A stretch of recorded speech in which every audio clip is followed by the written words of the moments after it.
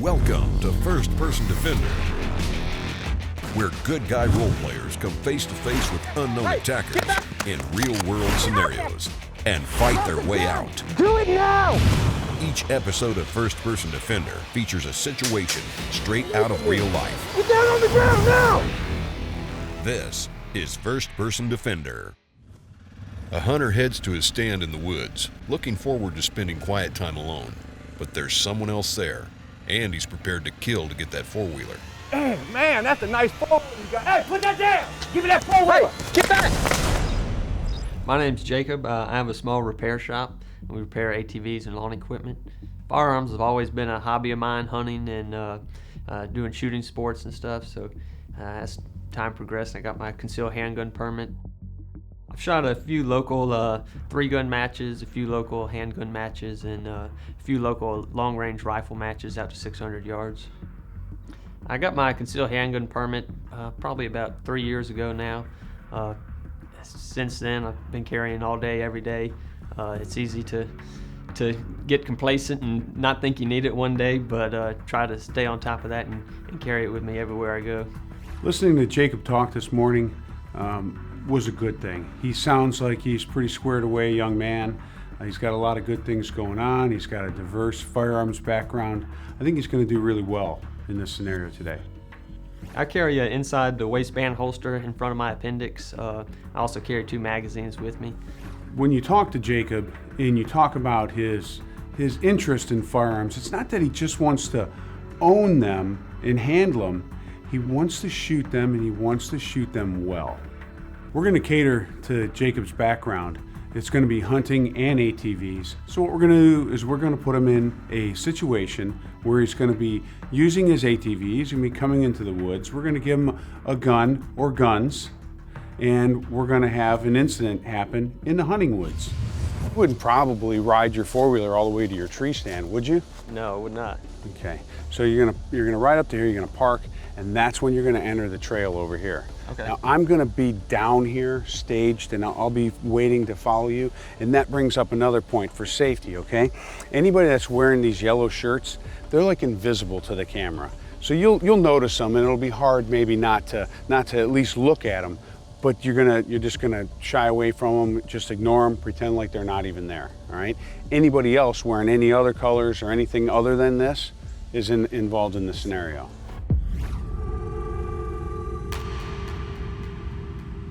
Before I even got off the ATV, immediately I heard somebody, and it didn't click to me at first that there's somebody that I'm gonna have to deal with. Get back!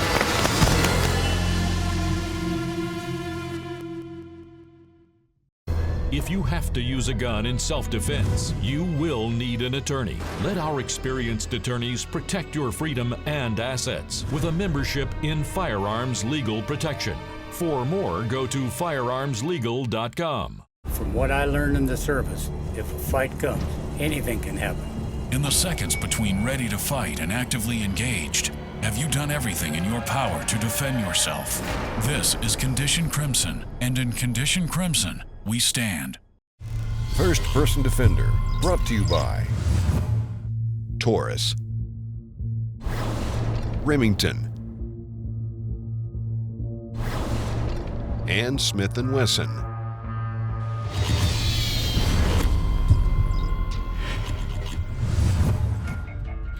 Jacob's scenario is simple. Ride his ATV in, get off, and walk to his tree stand. But he's never going to get there.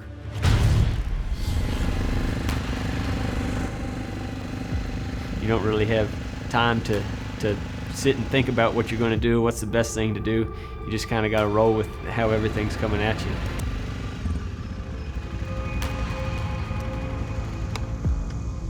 Hey, man, that's a nice four-wheeler you got. Hey, put that down! Give me that four-wheeler! Get back!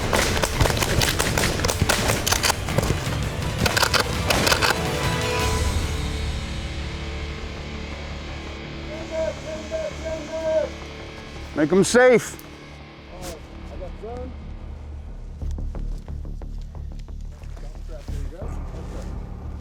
All right, I got lit up.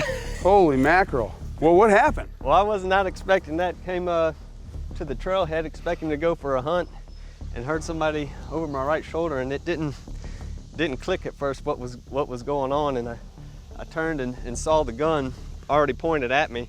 And I tried to retreat and return fire, but manipulating the gun under stress and stuff definitely proved to be a pitfall for me. Well, I thought you did a good job manipulating the gun. What I thought you did a bad job in was not just listening to him. Right. And you started a gunfight by pointing that gun at him. That's when he lit you up. Man, what did that feel like? The Simunition rounds were somewhat painful, not terrible, but the worst part was knowing that I wasn't able to defend myself in a situation like that adequately. The time I noticed him, he already had a gun pointed at me and was starting to fire. So now he didn't start to fire, and I watched this from the outside. He didn't start to fire until you became aggressive with that shotgun, because he said, hey, that's a nice four-wheeler. Hey, go ahead and leave that shotgun there, put that shotgun down. But you know what? You can start your own gunfight. Right. And you can say when just as much. And you kind of said when just a little too soon and for my liking. Kissed that tree pretty hard too. All right. Well, we've got the four-wheeler here because, after all, it's part of the scenario. We might as well use it, right? That's right. So you'll be careful not to shoot it? Yeah. 6 of one, half dozen of another, I don't know. If you had listened to him, maybe he would have let you go. If you had just put the shotgun down, let him have your four-wheeler and your shotgun, maybe he would have gone away. Maybe he would have let you go. But what else might he have done? Yeah, I could have got shot. Yeah, he could have killed you too. Let's talk about using this in part of the scenario, and let's use some handguns. Sounds good. All right, this is one of those positions that's more about combat shooting and not competition, so that's why it has to come together like this. So I've got the gun loaded up with a couple of rounds. I stick this foot out here like this because it gives me a little standoff space, so when I roll up, I'm gonna get the sights, I'm gonna come up and I'm gonna engage 2 rounds. I'm gonna come back down maybe, or maybe I stay out there and I wait and see what's going on. You know, if I hit him, then I'm gonna probably come up, move to standing, and I'll give him verbal commands from there. You know, whatever it takes. So I'm gonna let you go through it with an empty gun a couple of times. Okay. Just practice it, okay? So go ahead and get down in there. So think about getting down behind there, get low so that your head's behind cover. You gotta bend at the waist when you do this. You almost wanna try to like touch this shoulder to the ground. If you're too close to cover, then you can back up so you can extend your gun. Okay. Ready? Up. Good, one more time, get your head down low. Up. Good.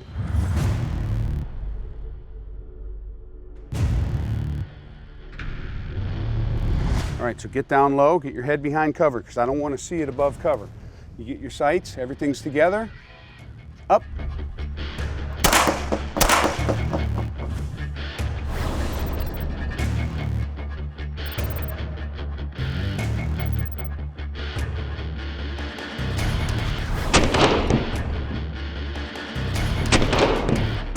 All right, this time you're gonna come up and give them 3. Ready? Remember, bend at the waist and just roll right up. Up. Good shooting.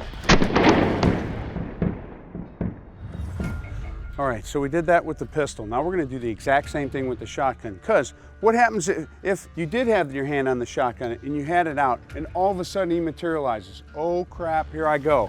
So we'll get down in position, bend at the waist, roll up, boom, rack it, boom.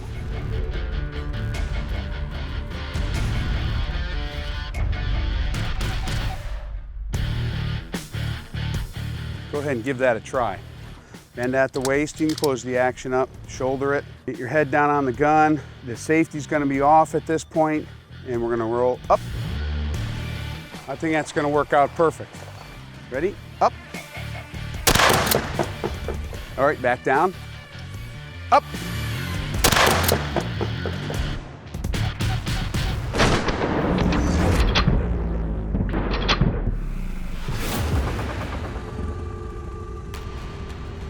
Coming up, Jacob expects the same scenario, but you know we never do that. Whoa!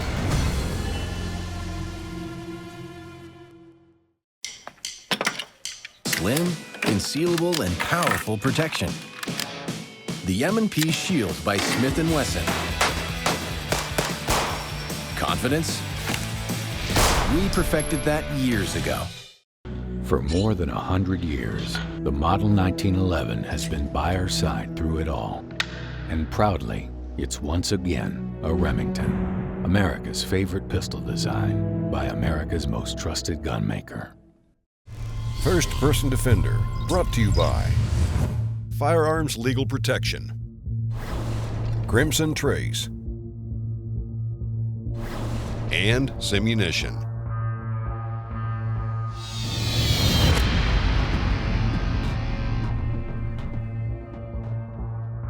Jacob's first scenario was set up kind of simply today. Of course, it's never very simple when you're getting shot at. But we want him to pull into a location, dismount the four-wheeler, pick up his shotgun, and then head down a trail. It's very obvious to me now that Jacob's used to hunting with that four-wheeler, because before he even dismounted it, he was reaching over, picking up the shotgun, and that caused a gunfight to happen a little too early for me. This scenario did go very fast. It went from like 0 to 100 in a matter of a half a second. He spun around with that shotgun and Barrett just lit him up. Of course, Jacob fought back, but he got hit a bunch of times. Jacob did a great job fighting back, there's no doubt. He ran the shotgun really, really well, and he got hits on Barrett, which ultimately put him down, but not before receiving a bunch. And in my mind, that's a bad trade.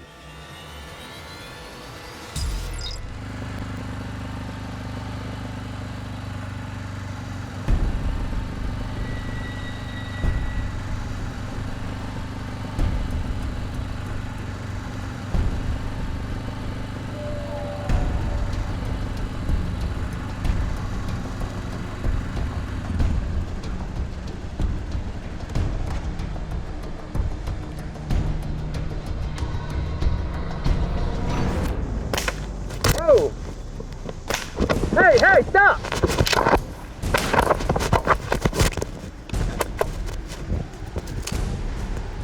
Stand back, man. Put the gun down. He's back.